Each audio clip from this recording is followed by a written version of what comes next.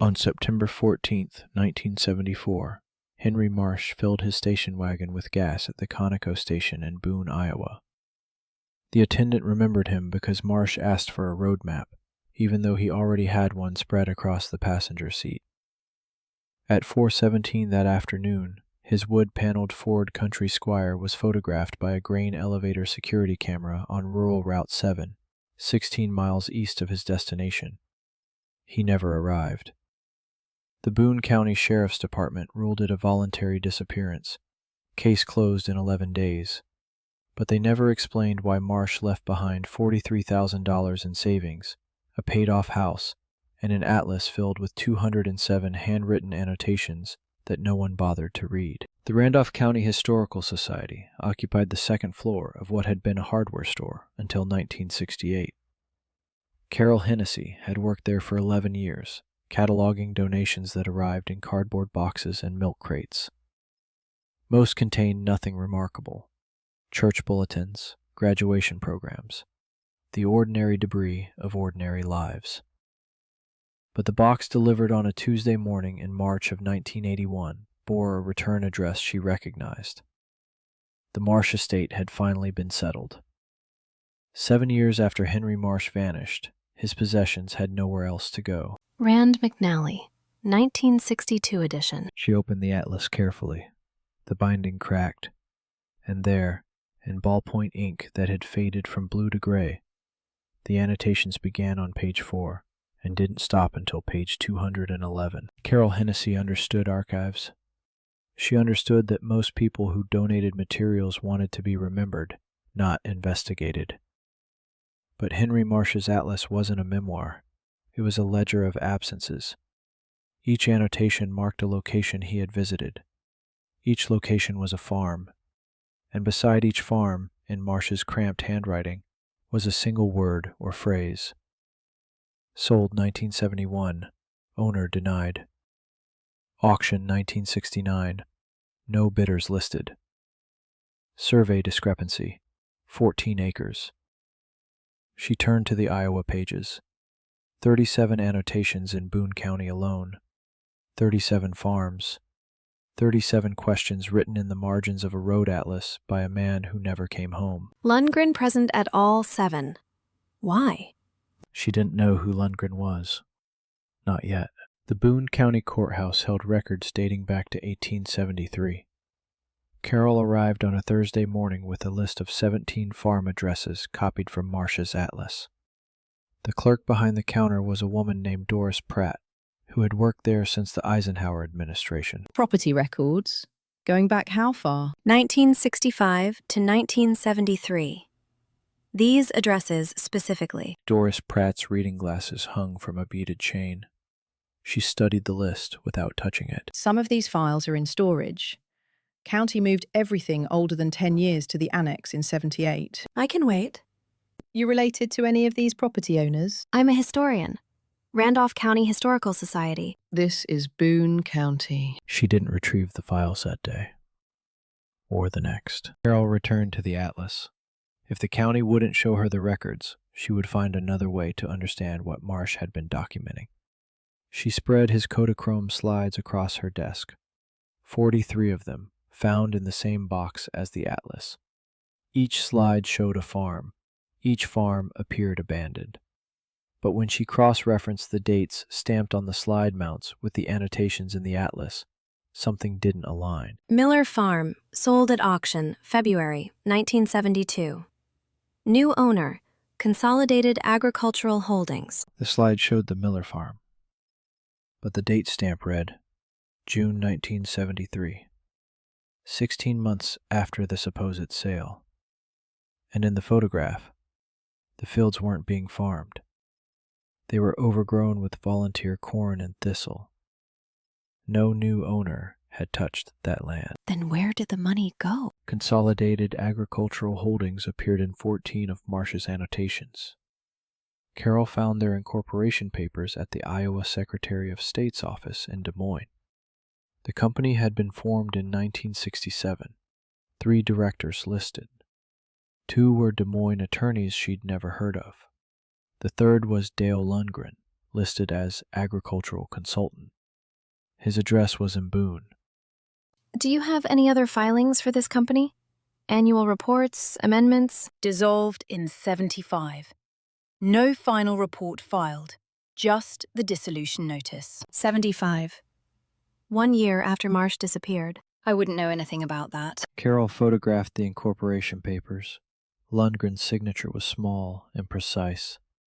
The same handwriting, she would later realize, appeared on 17 Boone County property assessments. Dale Lundgren had been the Boone County assessor from 1964 until 1977. Carol found his photograph in a 1970 campaign flyer archived at the Boone Public Library. He was 53 in the photograph, with the unremarkable features of a man who had spent his career in county offices. The flyer promised fair assessments for Boone County families. She found a second photograph in the 1974 Boone County Fair program. Lundgren stood beside a 4-H cattle display, shaking hands with a man identified as local farmer Henry Marsh. Both men were smiling. The photograph was dated August 10, 1974, 35 days before Marsh vanished. Do you have any other photographs from the 74 fair? That's all we have.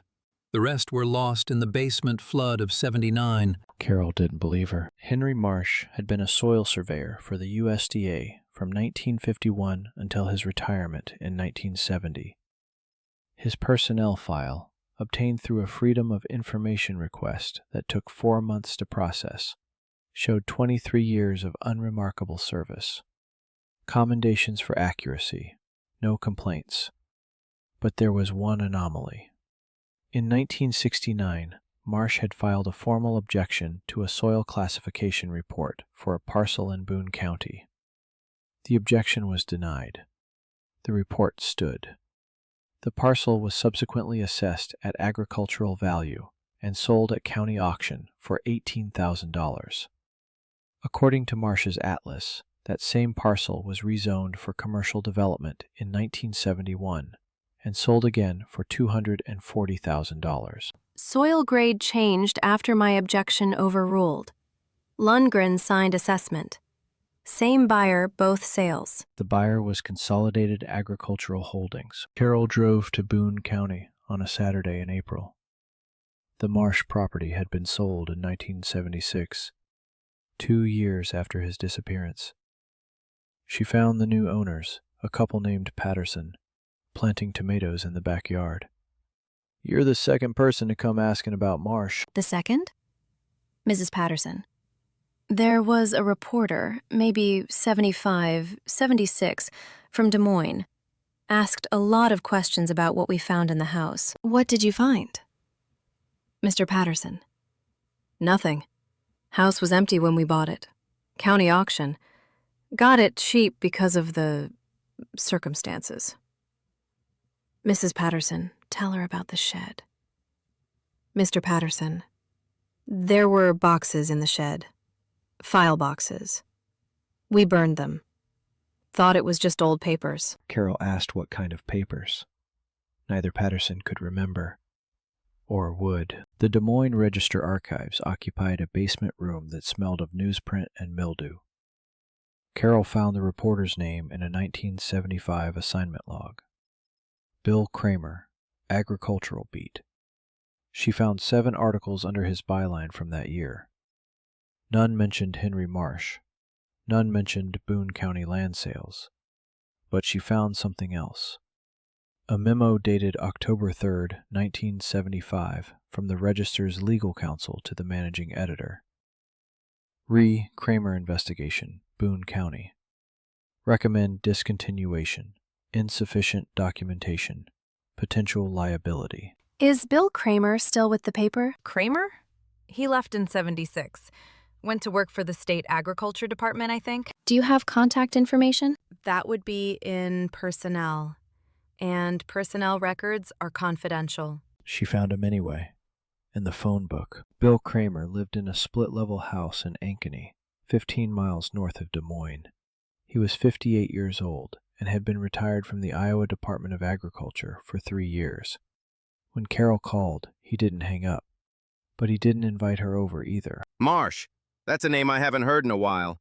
You investigated his disappearance? I investigated land sales in Boone County.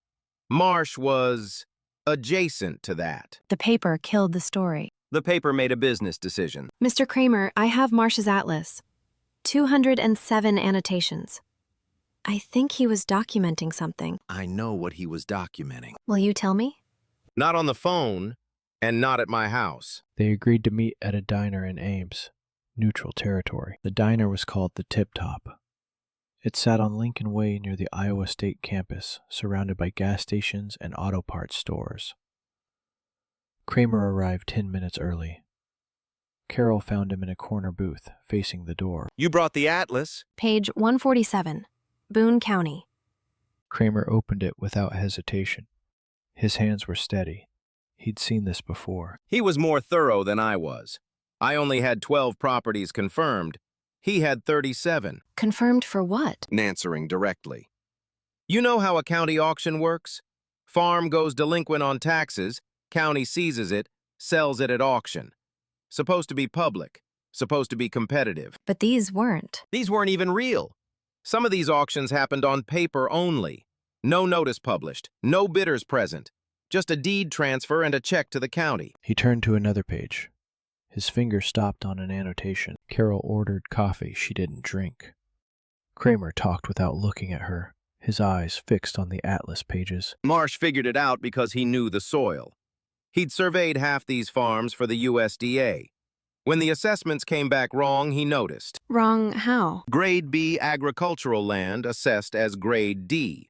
Prime farmland valued at 1/3 of its worth. Made the properties look worthless. Owners couldn't pay taxes based on the real value, so they went delinquent. County seized them, sold them cheap. To Consolidated Agricultural Holdings. Who then got the assessments corrected. Suddenly the land was worth what it was always worth, and they'd bought it for pennies. That's fraud. That's what I wrote in my draft.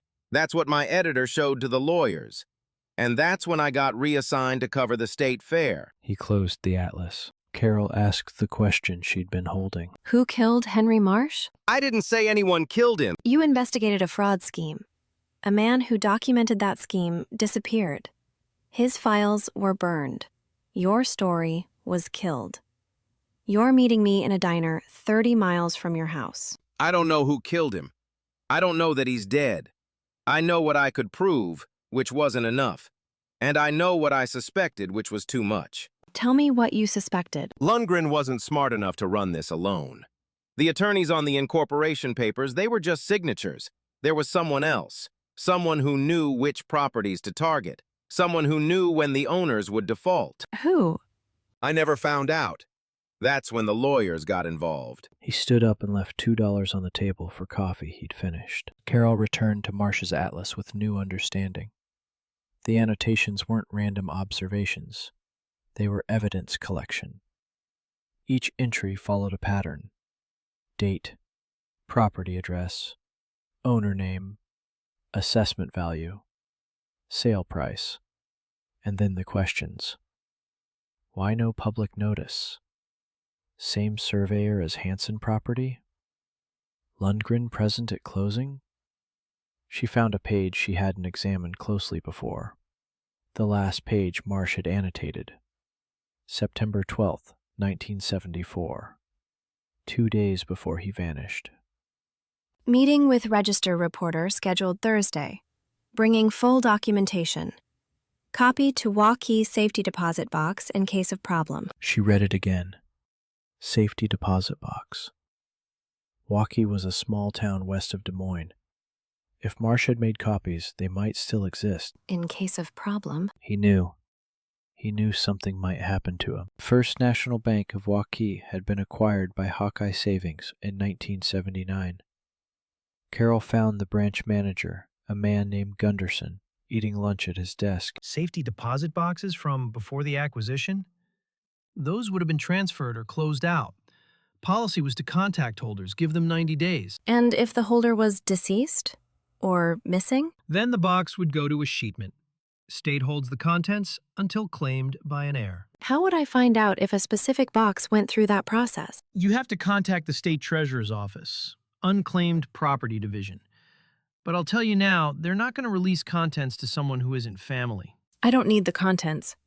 I just need to know if the box existed. Gunderson wrote down a phone number on a deposit slip and slid it across the desk. The State Treasurer's Unclaimed Property Division operated out of a building on Grand Avenue in Des Moines. Carol waited 45 minutes to speak with a clerk who looked like she'd been answering the same questions for 30 years. Marsh, Henry J. Safety deposit box contents transferred from First National Walkie, 1979. So it exists? Existed. Contents were claimed in 1980. Claimed by whom? Claimant was Dale Lundgren. Presented himself as executor of the Marsh estate. Carol felt her hands go cold. Lundgren. You're certain? That's what the form says. Signature verified, notarized, contents released. Standard procedure. Was he actually the executor? We verify identity, not legal standing. That's between the claimant and the probate court. Carol already knew what she would find. Lundgren had never been appointed executor of anything. The Boone County probate court records showed that Henry Marsh's estate had been administered by his sister, Eleanor Marsh Hoffman of Cedar Rapids. She had died in 1979. Dale Lundgren appeared nowhere in the probate file. He had committed fraud to obtain the contents of the safety deposit box. Whatever evidence Marsh had collected was now in Lundgren's possession, or destroyed. At courthouse records desk.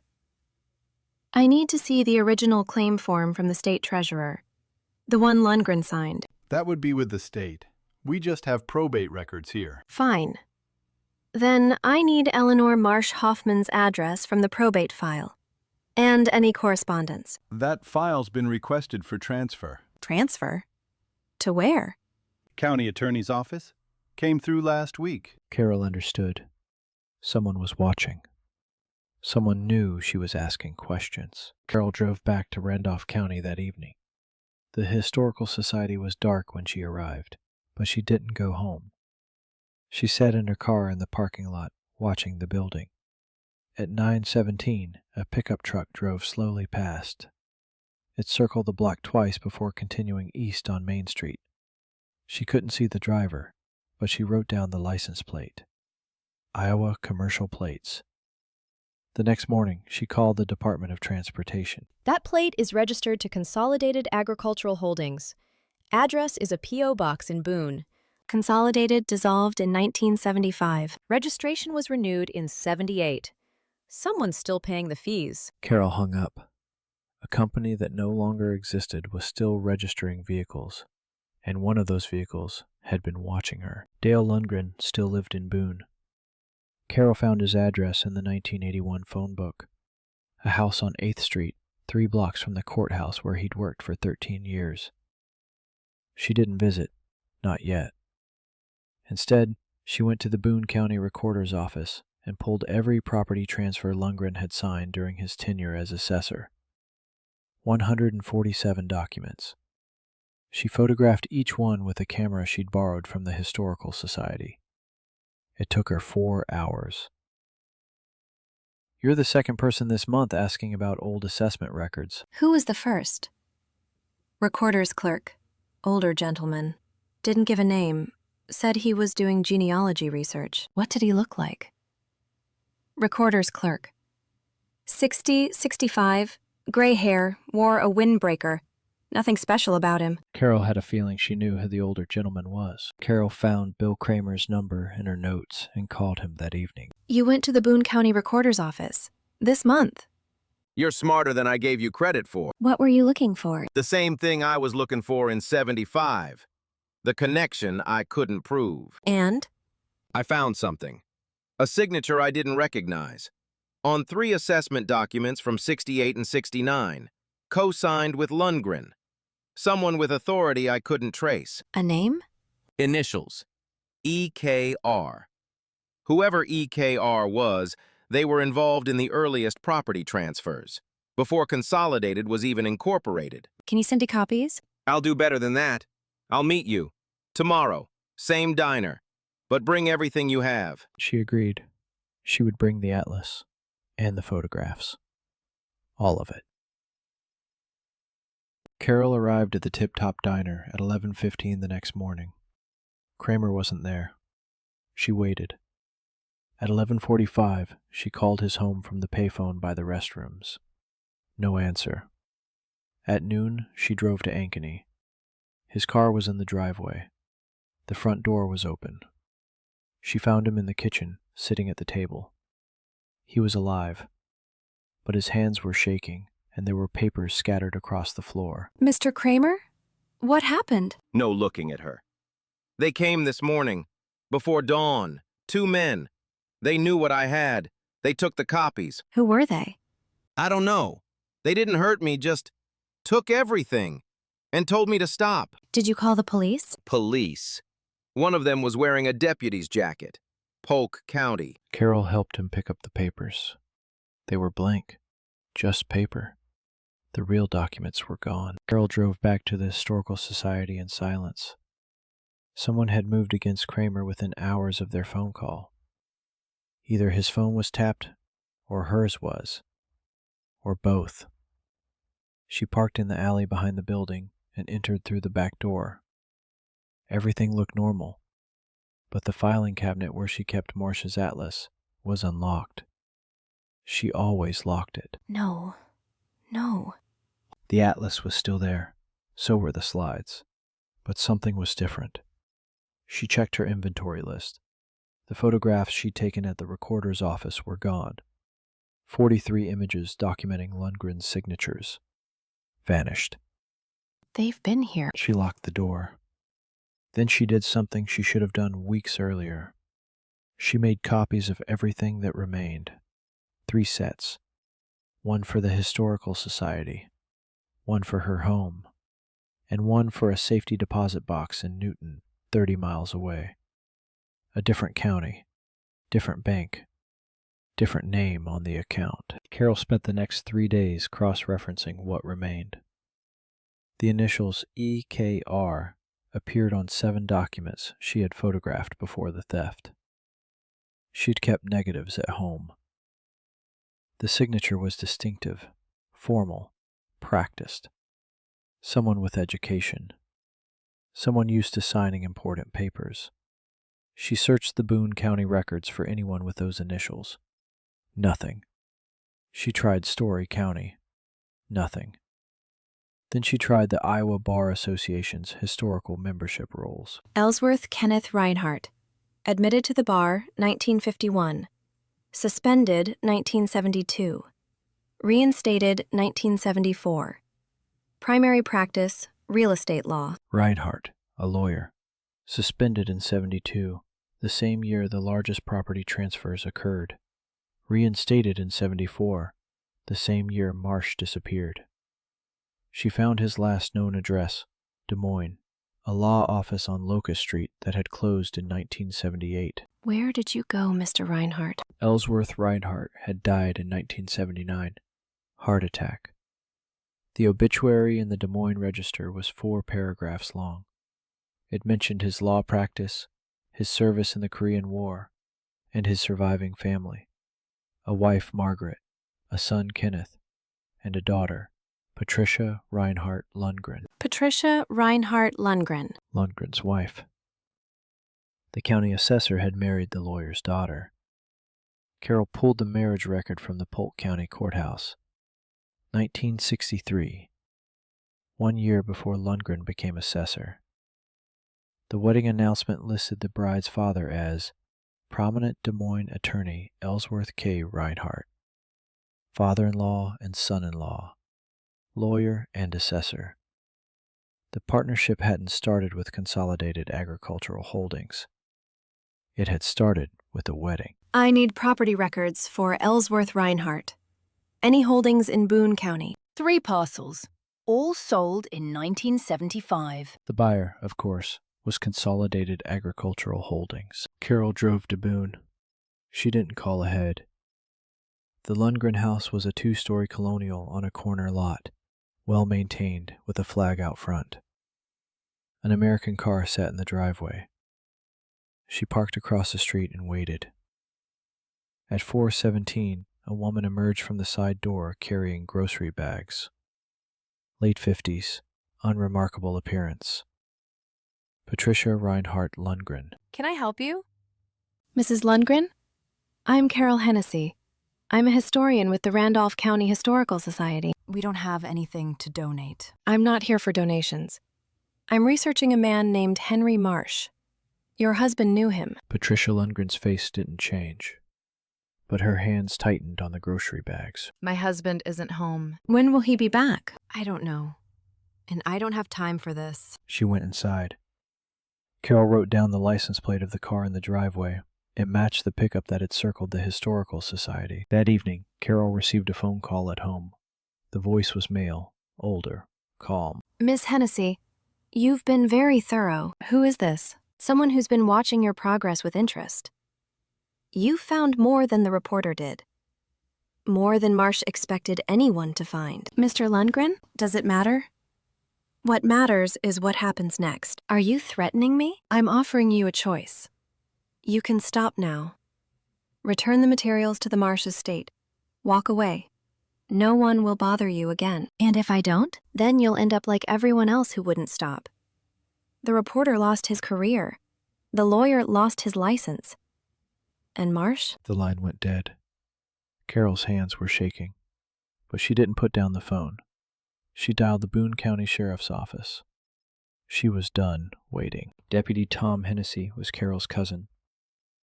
Third cousin, technically. She hadn't spoken to him in years, but he was the only law enforcement officer she trusted. You're telling me Dale Lundgren ran a land fraud scheme for 10 years and nobody noticed? I'm telling you, I have documentation. Annotations in Marsh's own handwriting. Signatures on property transfers.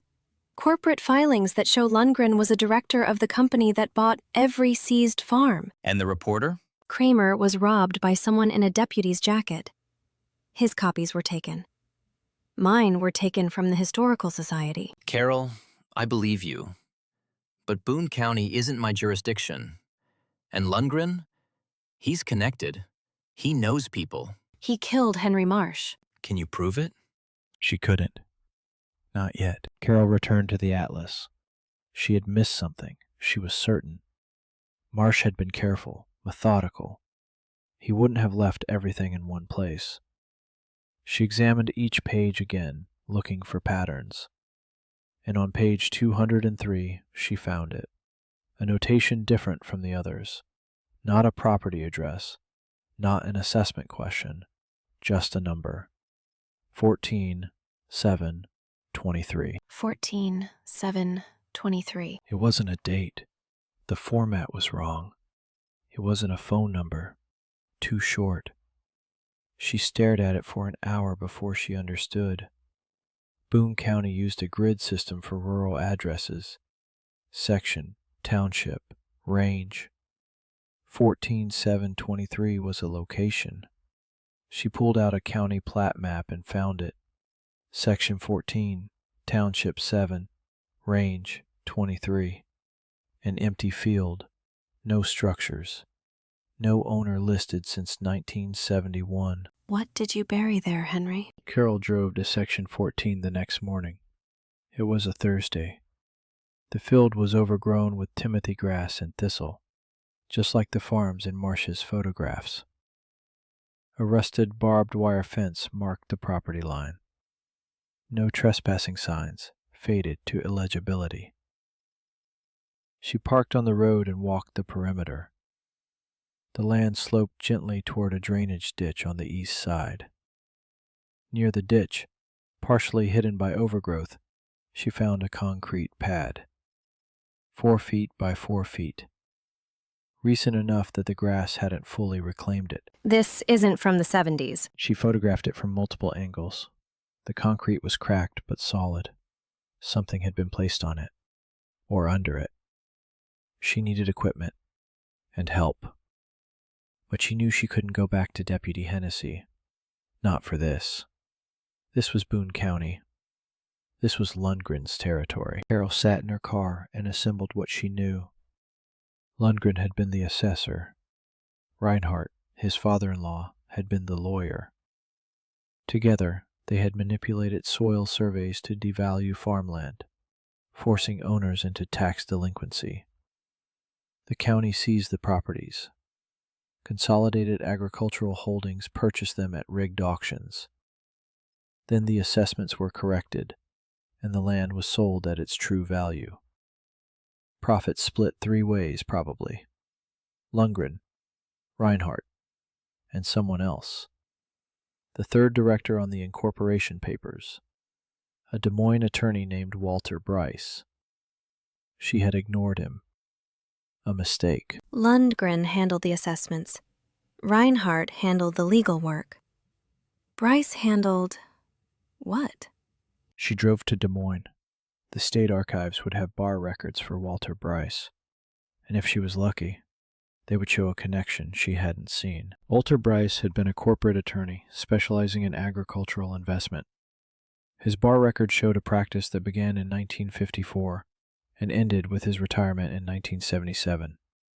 No suspensions, no complaints. Unremarkable except for one detail. In 1966, Bryce had served as legal counsel to the Iowa State Bank Examiner's Office, a government position. He had access to bank records. He knew which farmers were overleveraged, which mortgages were likely to default. He knew who was vulnerable. At archive desk. I need loan default records from the state bank examiners, 1965 to 1970. Those are sealed.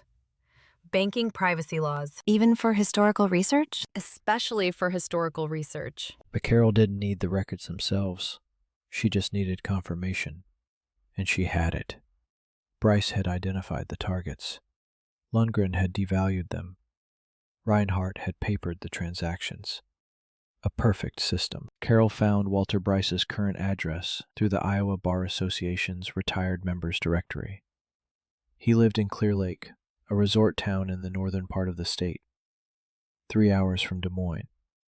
She called first. Miss Hennessy, I've been expecting your call. You have? Hale phoned me last week. Told me a historian was digging into old business. I told him you'd find your way to me eventually. Will you talk to me? I'm 81 years old, Miss Hennessy. I've outlived my partners. I've outlived the statute of limitations.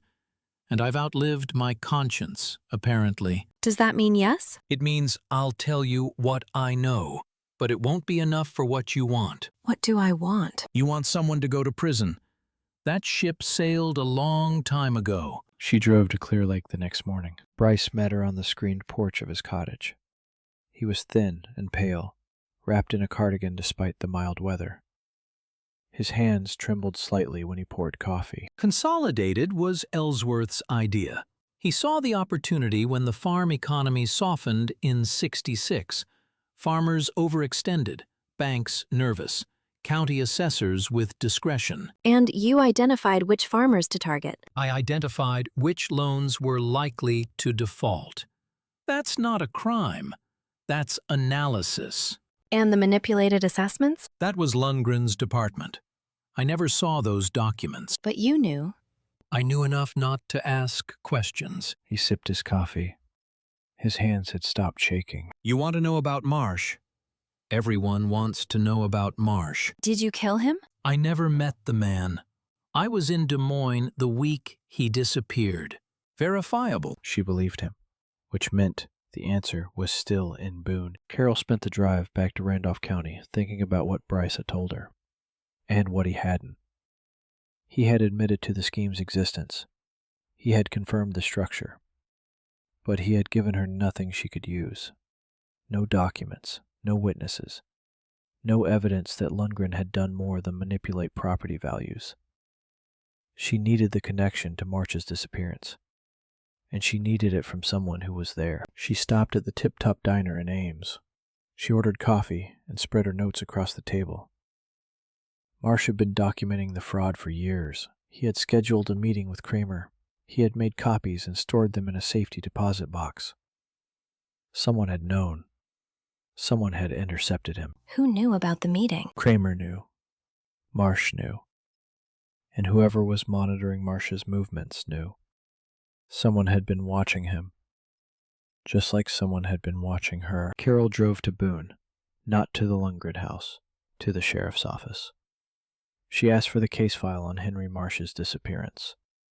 The deputy on duty was young enough not to know the history. Marsh, Henry J. September 1974. Let me check the archives. He returned 20 minutes later with a manila folder so thin it could have been empty. Voluntary disappearance. No evidence of foul play.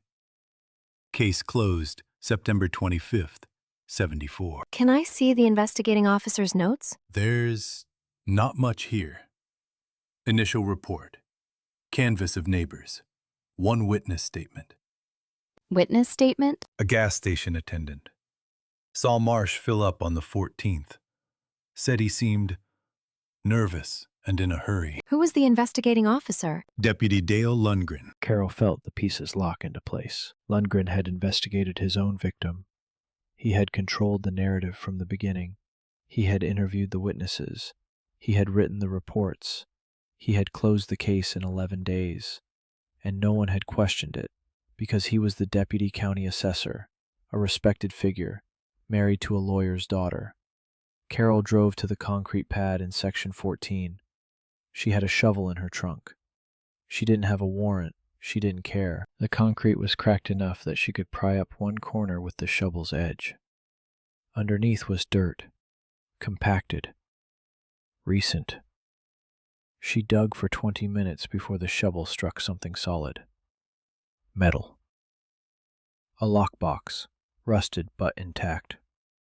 She pulled it free and sat in the grass, her hands shaking. The lock was corroded. She broke it with the shovel. Inside were papers, photographs, and a handwritten note that began, "If you're reading this, I'm already gone." Carol read Marsh's letter in her car. He had written it on September 12th, 1974, 2 days before his disappearance. I have documented 17 fraudulent property transfers involving County Assessor Dale Lundgren, Attorney Ellsworth Reinhardt, and bank consultant Walter Bryce. The evidence is enclosed. I am meeting with a reporter from the Des Moines Register on September 14th to provide copies of everything. If something happens to me, this box contains duplicates. The originals are with the reporter. Lundgren knows I've been investigating. He confronted me at the county fair last month. He told me to stop. I won't. These families lost their land. Someone has to answer for it. Carol turned to the photographs, property documents, assessment forms, and one image she hadn't expected. A photograph of Lundgren's pickup truck, parked on rural Route 7, 16 miles east of the location where Marsh was last photographed. The same day, the same hour. He was following you. Carol drove directly to the Boone County Sheriff's Office. Not the young deputy this time. She asked for the sheriff himself, Tom Garrett. He'd been in office since 1978, long enough to know the history, but not so long that he was part of it. You're telling me my predecessor covered up a murder? I'm telling you Dale Lundgren ran a fraud scheme for a decade. I'm telling you Henry Marsh documented it. I'm telling you Lundgren was the investigating officer on Marsh's disappearance. And I'm telling you, I found buried evidence that Lundgren was following Marsh the day he vanished. This is circumstantial. Then dig up Section 14. If there's nothing there, I'm wrong. If there's something there, you have a murder case. I'll need to bring in the state. This can't stay local. That's exactly what I'm asking. Garrett picked up his phone. He made 3 calls. The first was to the Iowa Division of Criminal Investigation. The excavation of Section 14, Township 7, Range 23, began on April 17, 1981.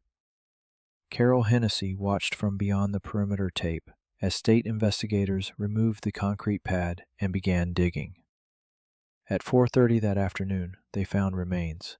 Human, male, buried approximately 7 years based on decomposition. Dental records would later confirm what Carol already knew. Henry Marsh had never voluntarily disappeared. He had been murdered and buried on land that had once belonged to Consolidated Agricultural Holdings. Dale Lundgren was arrested at his home that evening. He did not speak. His wife, Patricia, stood in the doorway and watched him placed in the back of a state police vehicle. She did not wave. The investigation would eventually document 19 fraudulent property transfers, totaling over $2 million in stolen land value. But no prosecution would follow. Lundgren died of a stroke in custody 6 weeks later.